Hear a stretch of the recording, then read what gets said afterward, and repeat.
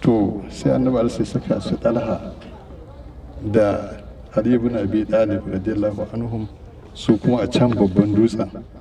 Yace tsakiyar hanyar nan kar a bar wani makaluki ya tsallaka, ko ne da kibiya a hannunsa duk abin da zai tsallaka za a yi bashi.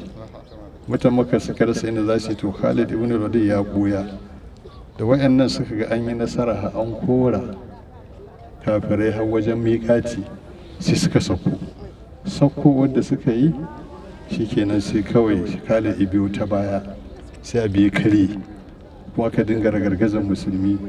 Annaba sai ga sahabbai suna faduwa, shi kansa an karya masa haƙora guda biyu da sana kwalkwalarsa ta yaƙi ta nutse, sai ya ware kansa shi a bishi a ƙyale su, suna ja da baya suna tafiya ana har sai da ya je gindin dutsen ya haɗu da shi.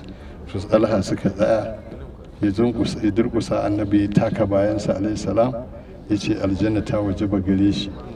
To sannan suka ɗauki makamai aka yi ta ƙoƙarin tserar da annabi alaihi salatu wasalam a wannan lokaci. Sai abu Sufyan da ya ga haka sai ya janye maganar yakin. To shine aka tsaya aka duba shahidai da suka rasu, abu da sai na Hamza radiyallahu anhu, su Abdullahi ibn Jahash, irin su Sa'd ibn Rabi, irin su Mus'ab ibn Umair, irin su Hanzalatul Gasil, irin su Julaybibu, duk anan suka shahada sun kai su 70. Amma a can inda ramin can yake ana aka binne su ba nan ba. Sai lokacin da sai na Muawiya radiyallahu anhu yana so zai kai ruwa Madina, to ana neman hanyar da za a yi pipe din da ruwa zai shiga, sai sabai suka ce a iya haƙe su a hawo da su tudu. Shine aka haƙe su aka hawo da su nan, aka yi hanyar ruwa ta tafi ta kai garin Madina. Waɗannan su ne manya-manyan mutane wanda annabi alaihi ce a zo a ziyarce su, ya da su shahidai ne. A kansa Allah ya saukar da ayar minal mu'minina rijalun sadaqu ma ahadullah alai faminhum man qada nahabahu wa minhum man yantaziru wa ma baddalu tabdila.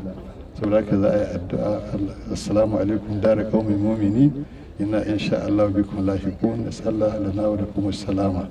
Sai kuma mutum ya karanta na abu na Qur'ani, Allah ya kara musu kusaci, Allah ya kara musu yadda, Allah ya saka musu da alheri.